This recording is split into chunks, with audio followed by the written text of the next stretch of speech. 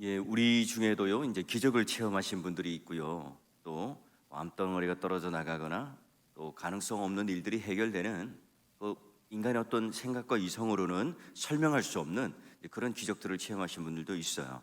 하나님께 주시는 선물이죠.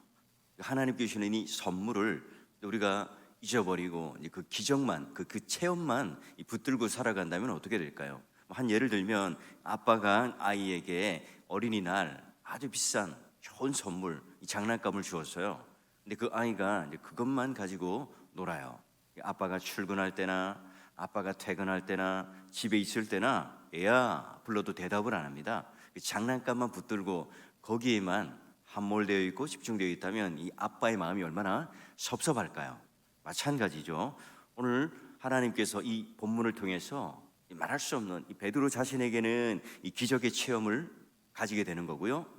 그리고 성도들은요, 합심하여 기도했더니 그 기도의 응답을 받는 하나님의 놀라운 만지심과 역사심과 섭리가 무엇인지를 깨닫는 중요한 장면입니다. 이 장면 속에서 그러면 이 베드로의 입장과 또 이 기도의 응답을 받았던 성도들이 어떤 반응을 보이고 있는가, 그 모습을 보면서 오늘 우리의 신앙을 한번 되돌아보고 또 깨닫는 바를 한번 살펴보는데요. 자, 여러분, 우리가 이 베드로가 어제 이 감옥에서 풀려나는 추록하는 이 장면을 보면서 감동이 되세요? 사실 새벽에 잠이 덜 깼죠. 게다가 이 당사자가 아니기 때문에 그 감동이 어떨까 잘 몰라요. 그런데 이 초대교회 성도들에 비하면 이 감동이 덜하겠지만 이 베드로는요 벌써 이 세 번째 추록하는 장면이잖아요. 첫 번째는 5장에 복음을 전하다가, 또 하나는 또 그 뒤에 종교 지도자들에게 시기와 질투를 받고 또 감옥에 갇혔다가 풀려나고, 또 마지막 이 세 번째는요, 이 베드로도 이게 설명하기 힘든 아주 신비한 경험을 해요.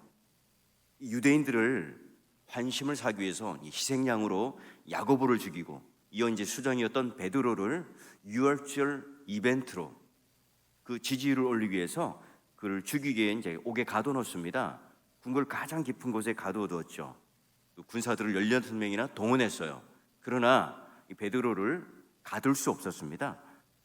그리고 이후에 이 설명할 수 없는 장면이 벌어지죠. 한 면은 이 주의 사자가 나타나서 도움을 주고 그리고 나서 감옥에 풀려나고, 한 장면은 합심하여 기도하고 있는 이 교회 지도자들이 순교당하고 감옥에 갇히는 위기에 빠졌습니다. 이때 그들은 함께 모여 합심하여 기도를 하고 있어요.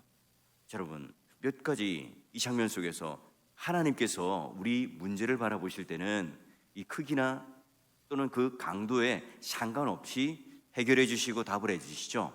말하자면 감기냐 암이냐 또는 이게 크냐 작으냐의 문제는 누가 구분해 놨어요? 우리가 구분해 놓은 거예요. 근데 하나님이 보실 때에는 그 어떤 것도 창조주 하나님이시고 전능하신 하나님이기 때문에 그 문제에 답을 다 가지고 계세요. 하나님 편에서 볼 때는 불가능한 게 없죠. 우리가 볼 때는 불가능한 거예요. 우리가 볼 때는 가능성이 없어 보이는 일이지만 하나님 보실 때에는 모두가 다 하나님 안에 답이 있다는 거죠. 또 하나는요, 우리가 일생을 살아가면서 기적을 체험해요. 그런데 그 당시에는 그 기적을, 그리고 그 하나님께서 하신 섭리의 손길을 대신 것을 잘 모르죠. 베드로도 천사가 옆구리를 툭 쳐서 그때서야 아쿠 일어나서 옷을 주섬주섬 입고 그는 나와요. 옥문을 하나 둘 나와서 이제 길거리에 나오니까 그제서야 이제 잠이 깨고, 이거 주님이 하셨구나, 하나님께서 주의 천사를 보내주셨구나 깨닫습니다. 꿈인지 환상인지 이게 생시인지 잘 몰라요. 마찬가지로요, 우리도 이 지나오는 이 과정 속에 하나님께서 손대셨다는, 모든 일이 하나님께서 하셨다는 일들을 지나고 나야 고백하게 되고 깨닫게 됩니다. 하나님이 하신 거구나. 결국은 신앙은 뭐예요? 나에게 어떤 문제가 일어났느냐, 나에게 어떤 기적이 일어났느냐, 이걸 가지고 여러분 씨름하고 자랑하는 게 아니라 그걸 어떻게 받아들이느냐, 바로 이 신앙은 해석의 문제예요. 그러기에 신앙은 관념이거나 사상이거나 도덕이거나 철학이 아니에요. 실제죠. 그래요. 많은 사람들이 예수를 믿지만 이 신앙에 대한 능력을 체험하지 못하는 이유가 뭘까요? 신앙이 실제가 되지 못하고 하나님의 능력이 실제가 되지 못하는 경우가 왜 생길까요? 똑같은 여러분 환경에 처했지만 어떤 분은 그걸 하나님의 그 믿음으로 받아들이고 믿음이 더욱더 한층 성장해요. 똑같은 상황이지만 어떤 분들은 좌절하고 실망하고 그리고 낭망함으로 말미암아 신앙을 잃어버리고 교회를 떠나는 분도 계세요. 뭐가 다르죠? 예수님이 그냥 그저 좋은 석가나 공자나 그런 철학자 중에 한 사람이니까 좋은 말씀 들을 수 있고 또 착한 일을 하라고 하니까 뭐 교회 가면 좋은 거야. 이러면 여러분 신앙이 아니라 뭐예요? 취미 활동이고 종교 활동이 되는 거예요. 자, 그러면 이제 오늘 한번 봅시다. 기적을 경험한 출옥을 하게 된 이 당사자였던 이 베드로가요 어디로 갑니까? 자, 감옥에서 풀려난 이 베드로는 어디를 가는지 한번 볼까요? 자, 이제 그가 하나님께서 하신 일이구나 깨달아요. 그제서야 깨닫고 마가라고 하는 요한의 어머니 마리아의 집에 가요. 그리고 여기 어떤 사람이라고 해석되어 있지만 이제 많은 사람이라고 하는 표현입니다. 모여 기도하더라. 자, 여러분 자기를 위해 기도하는 형제들에게 가는 그 집이 어떤 집이라고요? 마가라 하는 요한의 어머니 마리아의 집. 사도행전 2, 3장에 걸쳐서요 120명의 성도들이 제자들이 모여서 뜨겁게 기도하던 그리고 성령의 강림의 사건이 일어났던 곳이 어디입니까? 마가 다락방이자. 자, 120명의 사람들이 한 그 다락방에 모여 있었다. 여러분 이 집이 어마어마한 큰 집이자 재력이 있는 집이에요. 자기 집을 내어주는 이 헌신을 통해서 초대교회 이 가정이 교회로 서게 되고 기도의 처소로 내어줬던 것을 볼 수 있는데요. 바로 여러분 이 집이 이 구약에서부터 예언했던 성령의 역사가 일어나고 또 구약에 있었던 이 바벨탑의 이 잘못된 이 교만의 사건이 무너지게 되고 하나님께서 이 성도들을 불러 한 몸 되게 하는 놀라운 이 변화의 분수령이 되게 하는 이 장소였어요. 이 집은 어떤 곳이었어요? 기도하는 집이었죠. 이 집은 어떤 곳이었어요? 사람들이 모여서 쑥덕쑥덕하고 또 그냥 정치적인 비판을 하고 이 세상을 향하여 한탄하고 원망하는 곳이 아니라 뭘 하는 곳이었다고요? 기도하는 집이었고요. 그러므로 말미암아 이 교회가 탄생하는 역사적인 현장이 됐어요. 여러분 세상의 총공세 앞에 지금 이 세상에 로마의 압제가 있죠. 헤롯 왕 이 분봉왕 유대인이 아니라 에돔인인데 그들도 지금 유대인들의 환심을 사기 위해서 기독교를 박해합니다. 게다가 친구였던 어제까지 함께 동료였던 유대인들도 지금 내가 이 기독교가 된 그런 예수를 따르는 이 상황을 이해하지 못하고 핍박을 합니다. 총공세가 일어났어요. 이때 제자들은 뭘 합니까? 지도자가 죽죠. 감옥에 가요. 이때 여러분 어떠합니까? 베드로가 잡혔을 때 그래 함께 모여 기도하자. 이 세상 사람들이 볼 때는 너무너무 무기력하죠. 그들이 할 수 있는 게 뭐예요? 뭐 총칼을 들고 대항할 수 있습니까? 아니면 좋은 변호사를 사서 거기에 변호를 할 수 있겠어요? 자, 여러분 베드로가요 이제 풀려나서 딱 그 집에 찾아갔는데 아직까지 뜨겁게 기도를 하고 있어요. 고난의 때 많은 사람들이 지금 뭘 하고 있습니까? 경면 승부를 해요. 기도를 하죠. 기도로 그 위기를 돌파하고 기도를 통해서 절망과 이 좌절을 이겨내고 많은 사람들이 모여서 함께 합심하여 기도하고 있는 이 장면. 이런 베드로 자신이 지금 이 감옥에서 풀려난 건 너무나 감격스럽고 기뻐요. 벅차죠. 근데 또 감격스러운 게 뭘까요? 이들이 지금 합심하여 기도하고 있다는 거, 나를 위해 기도해주고 있다는 이 사실을 그 현장에서 목격했을 때 이 베드로의 마음은요 얼마나 기뻤을까요? 여러분, 그러니 오늘 우리가 하나님께서 기뻐하시는 기도가 뭘까요? 하나님께서 오늘 우리들에게 응답해 주시는 기도가 뭘까요? 먼저 여러분 남을 위해서 기도해 주는 것, 이걸 하나님께서는 축복하시고 그 기도 응답을 잘해 주세요. 여러분 내가 남을 위해 기도하면 하나님께서 나를 책임져 주세요. 내가 이 남을 위해서 그 문제를 붙들고 씨름하고 뭐 병이 걸리고 또 어려운 상황들을 향해서 기도해 줄 때 지금 그 문제를 우리가 씨름하고 붙잡고 하나님께 기도할 때 내 문제는 누가 맡아주세요? 하나님께서 걱정해 주시고 하나님께서 맡아주시고 하나님께서 풀어주시잖아요. 여러분 이런 경험 해보셨잖아요. 이런 우리가 기도의 능력을 아시는 분들 아닙니까? 여러분 어느샌가 여러분 이 조국교회가 여러분 어느샌가 자꾸 우리 신앙이 개인화되어 버렸어요. 선교지를 위해 기도하고 선교사님들을 위해 기도하고 교회가 위기라고 말들은 많이 합니다. 얼마나 많은 분석과 평가를 내놓는지 몰라요. 그러나 그 위기 앞에 무릎 꿇고 합심하여 교회가 기도하는 이 일에 대해서 우리가 그 위기감을 가지고 얼마나 기도하냐 말이죠. 예, 그런 일들을 통해서 하나님께서 먼저 우리가 이 교회를 위해 기도하고 남을 위해 기도하고 위기에 빠진 자들 위하여 이 기도하는 것을 하나님께서는 기뻐하시고 그걸 빨리 또 응답해 주세요. 그리고 여러분, 우리에게 모두가 응급 기도가 있잖아요. 급한 기도가 있어요. 내가 교통사고를 당했습니다. 내가 지금 이 암 수술을 하게 생겼어요. 그리고 내가 지금 힘들게 있는 이 결정의 어떤 상황, 기로에 있는 그런 위기의 상황이 있어요. 여러분, 이럴 때 여러분 가만히 있을 수 있습니까? 하나님, 큰일 났어요. 제가 사면 초가에 빠졌습니다. 제가 위기에 빠졌습니다. 하나님, 저를 좀 봐주십시오. 제가 사망의 음침한 골짜기에 빠졌다니까요. 하나님, 들리세요? 여러분, 이런 간절한 기도를 통해서 하나님께 기도할 때 이런 위급한 상황을 두고 하나님께서는 가만히 계시지 않죠. 오늘 베드로가 바로 그런 상황에 빠졌고 이 교회가 그 위기에 빠졌을 때 하나님 앞에 강력하게 간절하게 그 기도로 하나님 앞에 나아가고 있어요. 그러자 어떻게 됩니까? 와, 그 옥문이 열려요. 빛의 광채가 어제 비쳤다고 그러죠. 주의 사자가 도움이 있습니다. 그러니 여러분, 오늘 우리가 이와 같은 하나님의 능력과 또 기도를 우리가 안다면 오늘 이 간절하고 절박한 이 기도를 통해서 남을 위해 기도하고 간절히 기도하고 이런 응급의 기도를 할 때 하나님께서 어떻게 하신다고요? 옥문을 열어주시고 이 흑암의 권세 가운데 광채를 비춰주셔서 오늘 하나님께서 이 모든 놀라운 사실들로 기적 가운데 깨닫게 하시고 하나님의 능력을 체험하게 하시는 것처럼 여러분, 오늘 그 기도를 통해서 오늘 주의 사자의 도우심이 있고 광채가 빛나고 또한 그 어둠이 물러가고 옥문이 깨어지는 그 놀라운 역사가 여러분 가운데 있기를 주의 이름으로 축원합니다. 그래요, 베드로가요 너무 기뻤죠. 너무 감동스러워요. 그들을 빨리 보고 싶어요. 그래서 똑똑똑똑 대문을 막 힘차게 두드립니다. 뭐 주먹으로 쳤겠죠. 형제들, 문 좀 열어주세요. 저 베드로가 지금 나왔어요. 지금 여러분 눈앞에 추록해서 왔단 말이에요. 근데 여러분, 이 안에는 합심하여 기도하고 간절히 기도하니까 그 베드로의 문 두드리는 소리와 부르는 소리가 잘 들리지 않았겠죠. 근데 여러분 중에도 이제 귀가 밝으신 분이 있어요. 다른 사람 다 못 듣는데 듣는 분이 계시죠. 이 로데라고 하는 여자아이가 귀가 밝았나 봐요.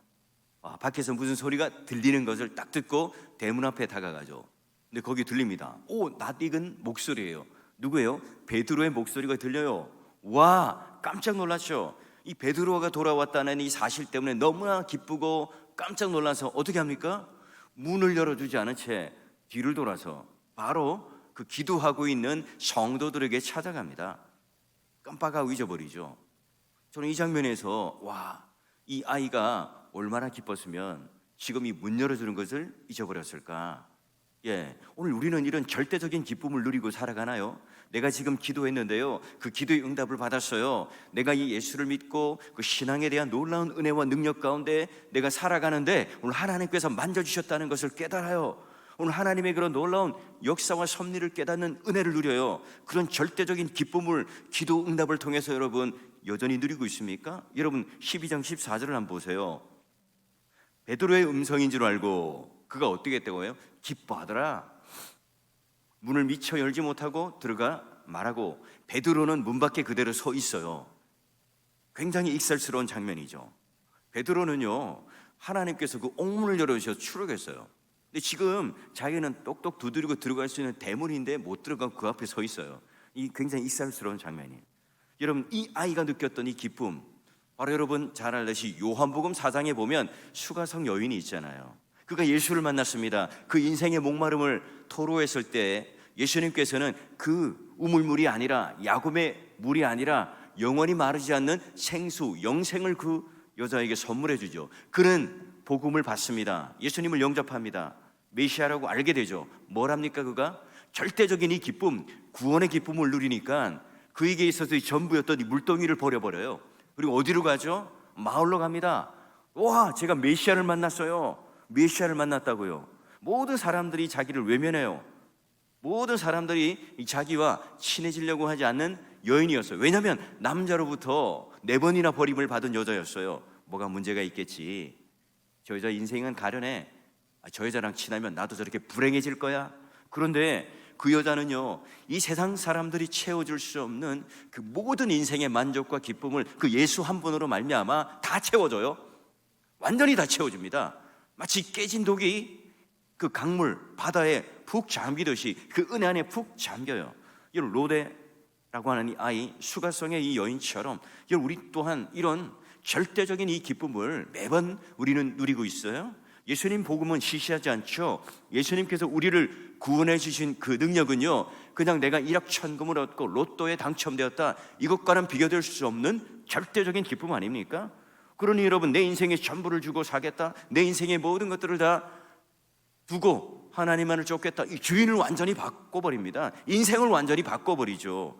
와, 내 죄가 사라지다니, 내 죄가 용서를 받다니, 게다가 내가 하나님의 상속자라고, 게다가 내가 이 천국을, 영생을 선물로 받았다고.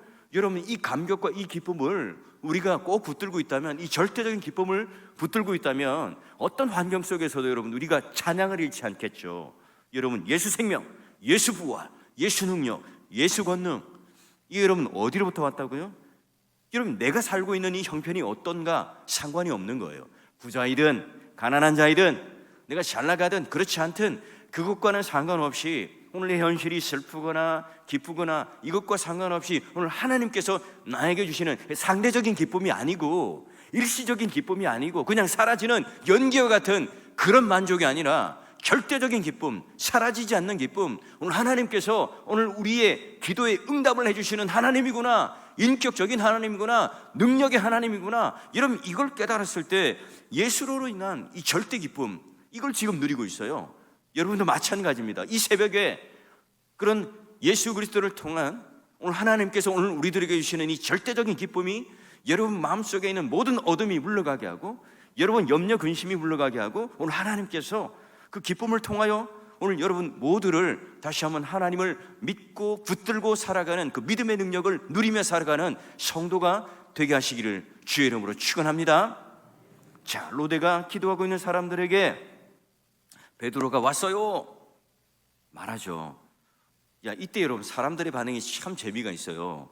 여러분, 지금 베드로를 위하여 간절히 기도하고 있지 않겠어요? 자, 그런데 한번 기도하던 사람들의 반응을 보세요. 15절. 야, 이 로데 하는 아이가 왔을 때 너 미쳤네?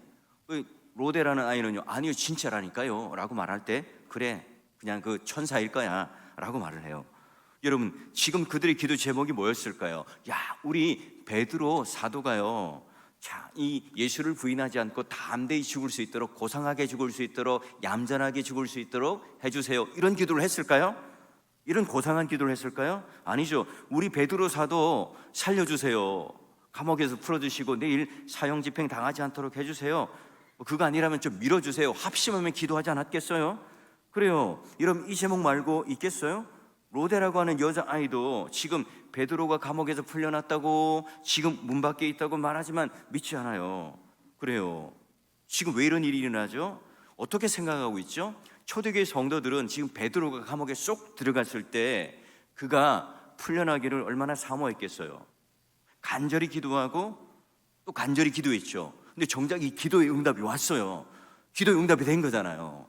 그런데 하나님께서 그렇게 그 기도의 응답을 하는데 이렇게 빨리 LTE급으로 광속으로 응답해 주신다고? 미처 생각을 못한 걸까요? 여러분, 그렇죠. 오늘 우리가 생각하는 시간, 때, 방법, 뭐 이런 것들 우리가 정해놓고 있을 수 있지만, 하나님께서는요, 우리가 기도했는데 미처 하나님이 기다리셨다는 듯이 그 일들을 준비하고 계셔서 딱 그때에 딱 그 카이로스, 그 시간에 맞게끔 응답해 주시는 거죠. 하나님의 때죠. 하나님께서 하시는 대로 하시는 거예요. 자, 기도하는데 접수가 늦었다고 늦게 응답하시는 분도 아니시고, 이미 우리에 향한 이 결정이 끝나신 분이에요. 우리를 향한 모든 계획을 가지고 계신 분이고, 우리를 향한 이 구원의 모든 완성을 가지고 계신 분이죠.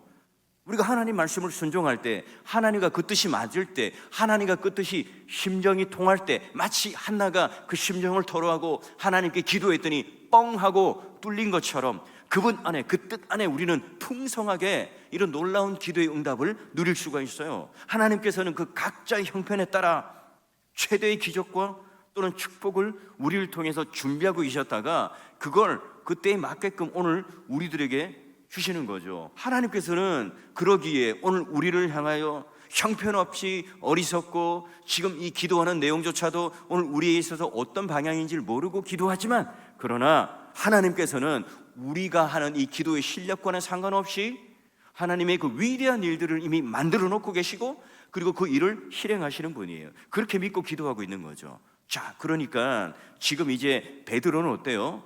깜짝 놀랍니다. 한번 보세요. 16절. 베드로가 보니까 문 계속 두드리니까 그때 딱 문을 열어요. 이 베드로를 딱 보니까 사람들이 깜짝 다 놀라는 거예요. 오? 진짜 베드로네. 그리고 베드로가요, 그 이후의 모습이 또 중요합니다. 끝에 보니까 어떻게 됩니까? 그가요, 떠나 다른 곳으로 가니라. 지금 이제 그가 일어났던 일들에 대해서 잘 성도들에게 설명하고 난 뒤에 떠나가요. 그리고 나서는 이제 베드로는 사라집니다. 와, 베드로가요, 문 두드리는데 열리지 않아요. 결국은요, 쇠사슬을 풀고 옥문을 열고 들어갔지만 간단한 문 하나 열지 못해요. 누가 했다는 거예요? 자기의 능력이 아니잖아요. 이 문 두드리는 게 쉬워요. 감옥에서 나오는 게 쉬워요. 문 두드리고 열고 들어가는 게 쉽죠. 근데 그것조차도 자기가 할 수 있는 게 아니라는 그 익살스러운 모습을 보여줘요. 베드로 입장에서 얼마나 기가 막히겠어요. 자, 그러니 이제 사람들이 보고 깜짝 놀라죠. 뭐예요? 이제 우리 신앙의 한 단계가 올라가요. 그들이 기도했던 그 기도의 응답이 이렇게 빨리 이루어질지, 우리 기도가 이렇게 하나님 앞에 능력이 있을지 그들도 몰랐거든요. 이때 여러분 깜짝 놀란다, 그냥 놀란다는 게 아니라 와, 호기심 천국처럼, 아, 그렇구나, 이게 아니라 자기 신앙이 한층 더 올라가요. 여러분, 우리가 이 기적을 통해서, 체험을 통해서, 하나님의 그 기도의 응답을 통해서 우리는 뭐예요? 그 선물 보따리를 붙잡고 있는 게 아니라 우리 신앙이 한층 더 올라가는 거예요. 더 깊어지고, 더 여유로워지고, 더 인내할 줄 알고, 더 용납할 줄 알고, 더 귀 기울여 들을 줄 알고, 더 내가 거기에 대해서 낮아지고 겸손해질 줄 아는 거죠. 그걸 통해서 뭐예요? 하나님을 아는 크기가 커졌다는 거예요. 내가 이것을 받아들일 수 있는 용량이 더 커졌다는 의미죠. 여러분, 우리가 신앙생활할 때 이 하나님에 대해서 아는 것, 하나님을 향하여 우리가 누리는 것, 이 용량이 여러분 지금 이 사건을, 이 기적을 통해서 더 커지고 더 늘어나는 거예요. 그래요. 이 기적의 목적이 뭐라고요? 바로 그것을 붙들고 자랑하는 게 아니라 그것을 하나님 앞에 내가 더 큰 믿음의 용량으로 누리는 거죠. 그러니 여러분, 기적을 체험한 베드로를 보세요. 그는 얼마든지, 자, 내가 지금부터 이제 간증 집회를 하러 다닐 겁니다. 내가 어떻게 해서 3번이나 옥문에 풀려났고 놀라운 기적을 체험했는지 이제는 제가 그것을 간증하면서 복음을 전하려 합니다.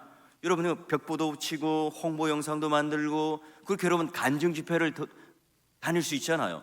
그 이후부터 지금 이 베드로는요, 일약 스타가 되어서 이제는 진짜 그냥 말로만 수장이 되는 것이 아니라 진짜 사람들로부터 존경받고 또 인기가 많은 그런 불려다니는 부흥사가 될 수 있잖아요. 그런데 베드로가 어떻게 해요? 떠나가니라. 와, 저 이 한마디에 얼마나 저는요 감격스러운지 몰라요. 엘리야도 마찬가지죠. 850대 1 이세벨이 떠받치는 그 우상, 그래서 선지자들과 싸워 이깁니다. 파이트를 하죠. 그것도 지금 홈어웨이입니다. 그 원정 경기를 한 거예요. 갈멜산 그 위에 제단에서. 근데 여러분, 그거 다 하나님께서 죽여버리죠. 승리를 거뒀습니다. 근데 그 승리가 뭐 잠깐이죠. 이세벨이 너 죽일 거야 하니까 우울증과 공황장애가 오고 로뎀나무로 가서 쉬고 있을 때 하나님께서 위로해 줬지만 또 도망가서 호렙산 안으로, 동굴 안으로 숨어요. 그때 다시 세미한 음성을 들려주시고 번개와 천둥 이런 것들을 통해서 이적을 보여주시고 그를 불러내죠. 그리고 다시 어디로? 사역의 현장으로 데려가셔요. 베드로도 마찬가지입니다. 다시 그를 그 사역의 깊숙한 현장으로 데려가죠. 지금 이 베드로의 모습을 보세요. 야, 나 이런 기적 체험했어. 이런 능력을 가진 사도야. 슈퍼 사도야. 능동적으로 지금 자기를 드러내지 않아요. 온전히 여러분 문 하나 열지 못하는 모습으로 수동적으로 이끌려가고 있는 이 모습이 베드로의 모습이에요. 신자들도 보십시오. 뭐 하나 아무것도 할 수 없어서 엎드려서 그냥 기도하고 있는 모습이 신자들의 모습이에요. 근데 신기하게도요, 이게 오늘 하나님께서 가장 적극적으로 우리를 이끌어 가시는 놀라운 신앙의 결과물이고 기적인 거죠. 이게 기적인 거예요. 옥문이 열린 게 기적이 아니라 베드로가 이 상황에서 자기를 내려놓고 떠나가 버리는 것, 이 성도들이 그런 기적을 붙들고 그 기적에 함몰되지 않고 하나님을 붙들 수 있는 것, 이게 진짜 기적이라니까요. 신기하게도 더 이상 이 시간 이후로 베드로는 역사에 등장하지 않습니다. 바울과 바나바의 시대가 오고 예루살렘의 시대는 지고 이제는 안디옥 교회의 그런 그 시대가 찾아오게 되죠. 여러분 나이가 먹으면서 어때요? 주어지는 큰 은혜가 뭡니까? 여기저기 아프잖아. 약도 한 다발라 먹고. 우리 대형 박물관 가보신 분 아시잖아요. 제일 마지막에 보면 약 봉지, 이 어릴 때부터 죽을 때까지 먹는 그 약 종류를 쫙 길게 해서 이렇게 테이블에 올려놓은 게 있더라고요. 인류 인간은 평생 약 먹고 살아가는 존재다. 예, 그래요. 우리가 이제 70, 80 넘어가시면 너무너무 이제 아픈 것도 많고 점점 힘이 사라지죠. 미련이 남잖아요. 근데 여러분 내가 70, 80이 되는데 산삼도 먹고 인삼도 먹고 홍삼도 먹어서 막 펄펄하다. 20km를 뛰어도 난 괜찮아. 여러분 인생이 얼마나 아까울까요? 그런 여러분 베드로가 지금 만나는 이런 절체절명의 위기, 또 교회의 위기, 또 우리가 어떻게 할 수 없는 불강력적인 어떤 상황들, 이러지도 못하고 저러지도 못하는 이런 현실들, 여러분 이런 게 찾아올 때가 있죠. 이럴 때 어떻게 해요? 기도로 붙잡고 나아가는 거죠. 하나님 앞에 기도하는 거예요. 사도행전을 보시면 기도하는 이 당사자들 보십시오. 내 욕심을 위해서 기도하지 않아요. 내 것을 이루기 위해서 기도하는 것이 아니라 온전히 남을 위해 급한 이 불을 끄기 위하여 위기 앞에 그들은 기도를 해요. 위대하신 하나님의 역사를 기대하며 기도하죠. 두 번째, 그 기도의 응답, 그 절대적인 기쁨을 누리는 놀라운 복을 받는 사람들이 된 거예요. 세 번째, 그들은요 이제 예수는 살고 나는 죽어요. 반대로 베드로는, 그리고 성도들은 죽어요. 나는 죽고 예수로 사는. 그로 인하여 그의 인생이 이제 더욱더 큰 선교의 역사가 스펙트럼처럼 콱 하고 빛이 퍼져버리는, 복음의 능력이 이제부터 힘있게 역사하는 그런 안디옥 교회로부터 태동되어서 이제는 사도행전이 너무너무 멋진 그런 복음의 능력으로 나타나는 교회가 될 거예요. 믿음의 동역자 여러분, 5월달 행복한 새벽 예배 오신 여러분, 이 시간 기도로 승부를 거는 인생을 다시 한번 여러분 걸게노라 붙잡으시고, 금요 기도회 때 또는 여러분이 기도의 모임 때 좀 오세요. 우리 권사님들, 우리 장로님들, 우리 안수집사님들, 또 교사분들, 리더들 오세요. 어디서 여러분 능력을 체험할 수 있는 은혜의 도구를 가진단 말입니까? 오셔서 기도하셔야 됩니다. 나를 위해서, 내가 와서 내 의를 위해서 기도하라는 게 아니라 내가 그 체면 때문에, 의무 때문에 기도하라는 게 아니에요. 교회를 위해서 기도하시고 자녀를 위해서 기도하시고, 이 교회 지도자를 위해서, 목사를 위해서 기도를 하실 때 이 교회가 여러분 그 위기를 탈출하고 교회가 문제없이 오늘 하나님께서 기뻐하시는 모든 이 능력을 체험하는 그런 놀라운 공동체가 되지 않겠어요? 여러분 그 사실을 꼭 깨달으시고 우리 모두가 기도로 승부를 걸며 이 놀라운 능력을 누리며 살아가는 그런 주인공이 될 수 있기를, 성도가 될 수 있기를 주의 이름으로 간절히 축원합니다.